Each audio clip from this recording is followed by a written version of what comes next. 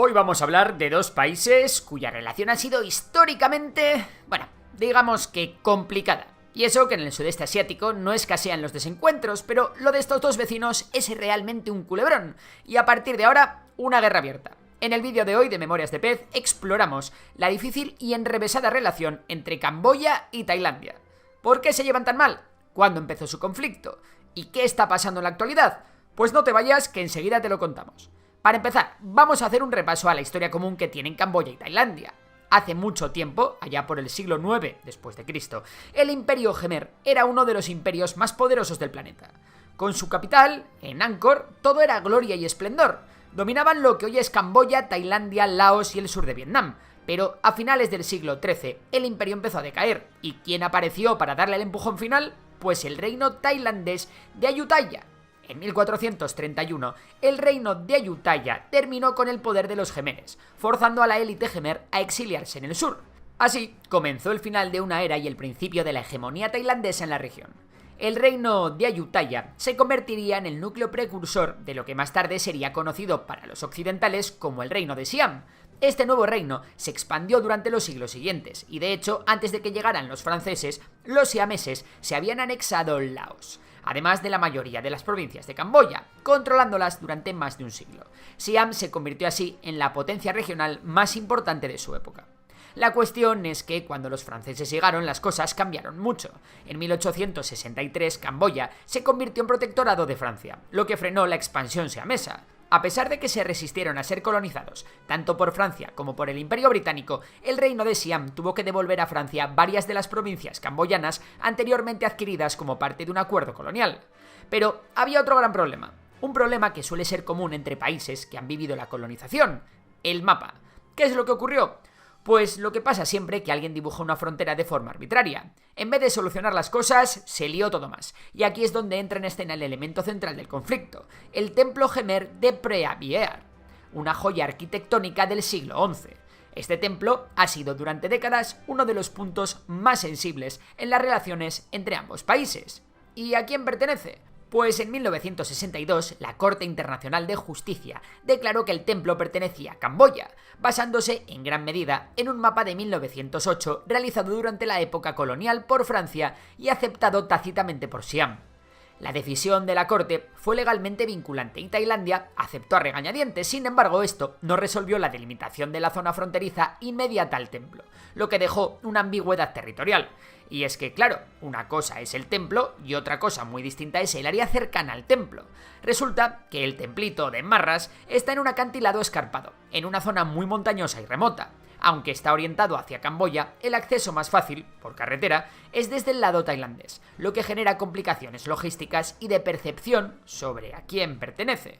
Décadas después, en 2008, la UNESCO declaró Preah Vihear Patrimonio de la Humanidad, a petición de Camboya. Esta decisión fue percibida en Tailandia como una provocación.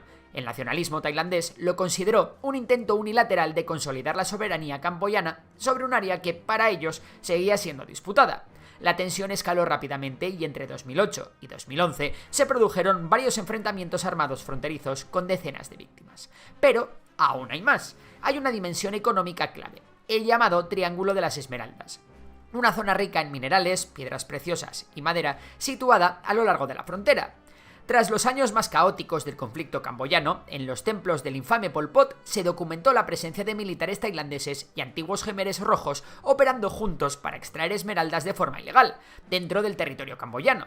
Esta zona ha vuelto a ganar protagonismo en los últimos años. Las piedras se extraían en territorio camboyano, pero eran vendidas o exportadas a través de Tailandia, a menudo con protección militar encubierta. El tráfico incluía no solo minerales, sino también armas, drogas y personas, configurando una zona muy turbia del crimen organizado. Por supuesto, la zona estaba bien defendida, y ahí viene el segundo punto de fricción. En mayo de 2025, un soldado tailandés resultó herido por la explosión de una mina terrestre en esa región, lo que reavivó las acusaciones entre ambos países. Tailandia decía que se trataba de una mina colocada recientemente por Camboya. Camboya respondió que era un artefacto antiguo, remanente de las guerras pasadas. A partir de ese momento la tensión se disparó. Las amenazas y medidas restrictivas mutuas han llevado la situación a un recrudecimiento del conflicto entre ambos países. Como respuesta, Tailandia anunció el cierre total de su frontera con Camboya. Y Camboya, por su parte, ha prohibido la importación de combustibles, frutas y verduras procedentes de Tailandia. Además, ha bloqueado películas y programas de televisión tailandeses y ha limitado enlaces de internet y el suministro eléctrico al país vecino. Pero la cosa ha ido a mayores. El 24 de julio de 2025 se produjo una escalada muy grave. Varios enfrentamientos armados estallaron en varias zonas de la frontera camboyano-siamesa. Parece que las tropas camboyanas utilizaron lanzacohetes contra posiciones tailandesas cercanas a núcleos urbanos. En respuesta, Tailandia llevó a cabo ataques aéreos contra infraestructuras militares camboyanas, incluyendo las bases de las divisiones del 8º y 9º Ejército camboyano. Tras varios días de enfrentamientos, ambos países aceptaron negociar y pactaron un alto al fuego con la mediación internacional encabezada por Donald Trump y más adelante acordaron una retirada de armas pesadas, el desminado de ciertas zonas y la supervisión fronteriza conjunta mediante un acuerdo firmado en octubre, aunque ambos gobiernos no dejaron de desconfiar el uno del otro.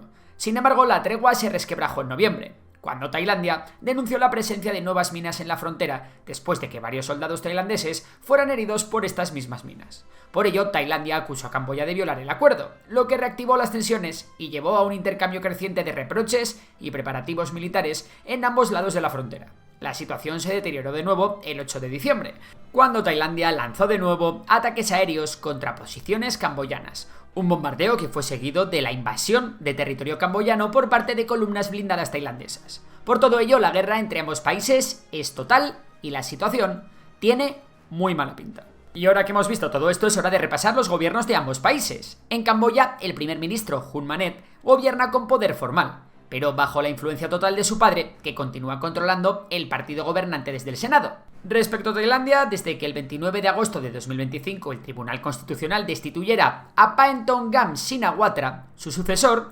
Anutin Charnvirakul, líder conservador, se convirtió en el nuevo primer ministro tras ser elegido por el Parlamento a comienzos de septiembre.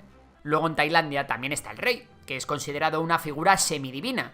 Aunque no tiene poder ejecutivo directo, ya que el gobierno lo lleva el primer ministro y el parlamento, el rey ejerce una influencia enorme. La familia real está protegida por leyes muy estrictas de lesa majestad.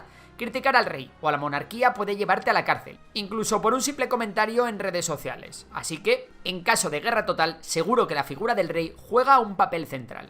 Por otro lado, las grandes potencias mundiales aún no se han posicionado claramente en ningún bando, aunque Camboya es un fiel aliado chino y Tailandia está más pegada al bloque occidental. No obstante, esta guerra realmente no interesa a nadie, por lo que seguramente veamos tanto a China como a Occidente pidiendo paz e intentando mediar en el asunto. Lo que sí está claro es que entre este conflicto y la guerra civil en Myanmar, ahora mismo el sudeste asiático no pasa por sus mejores días. Seguiremos informando aquí en Memorias de Pet. Si te ha gustado el vídeo, seguro que también te gusta mucho el curso que he hecho con Enrique Fonseca del canal Solo Fonseca. Os dejo toda la información en la descripción del vídeo y en el primer comentario fijado. Por lo demás, un saludo y hasta la próxima.